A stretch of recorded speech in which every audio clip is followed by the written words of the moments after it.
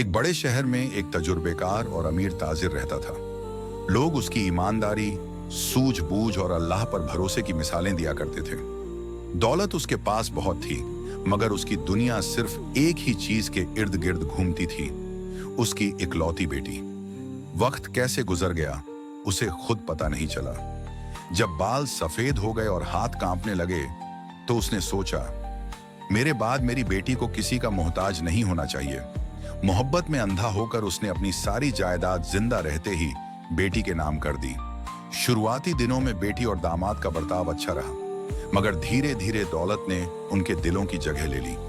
अब महंगे कपड़े, शानदार खाना, नौकर चाकर और आरामदायक जिंदगी उनकी पहली तरजीह बन गई। और जिस बूढ़े ने अपनी जवानी, मेहनत और ईमान सब कुछ उनके लिए कुर्बान कर दिया था, वो एक कोने में छूटता चला गया। अगर बीमार पड़ जाता तो कोई पूछने वाला नहीं, अगर कुछ कहता तो बात अनसुनी कर दी जाती। बूढ़ा ताजिर कुछ नहीं कहता, बस रातों को देर तक जागता और छत की तरफ देखकर आह भरता। वो जान चुका था कि इज्जत अब रिश्ते से नहीं, दौलत से मिल रही है। एक दिन उसने एक अजीब फैसला किया। उसने एक बड़े सौदागर से एक बड़ी रकम उधार ली। उस रकम को मजबूत लोहे के संदूकों में रखवाया।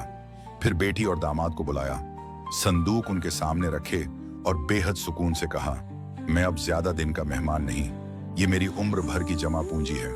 मेरी वफात के बाद इनमें से एक संदूक राहे खुदा में दे देना, बाकी तुम्हारे हैं। मगर जब तक मैं जिंदा हूं, ये अमानत मेरे पास ही रहेगी। बस इतना कहना था। उस दिन के बाद बेटी और दामाद बिल्कुल बदल गए। अब हर सुबह हालचाल पूछा जाता, दवाइयां वक्त पर दी जाती, खाना अपने हाथों से परोसा जाता, बूढ़े को इज्जत से बिठाया जाता। जो मोहब्बत पहले खत्म हो चुकी थी वो अचानक वापस आ गई। असल में मोहब्बत नहीं, खजाने की उम्मीद लौट आई थी। बूढ़ा ताजिर सब समझ रहा था, मगर चुप रहा। उसके आखिरी दिन आराम और इज्जत में गुजरे, क्योंकि वो जानता था ये सब सच नहीं, बस एक इम्तिहान है। फिर एक दिन बूढ़े ताजिर की रूह अपने रब से जा मिली। बेटी और दामाद ने सब्र का दिखावा किया, मगर दिलों में एक ही ख्याल था, संदूक। जैसे ही मातम खत्म हुआ, उन्होंने बेसब्री से संदूक खोले, लेकिन अंदर सोने चांदी की जगह सिर्फ साधारण पत्थर थे। एक पल को उनकी सांसें थम गईं।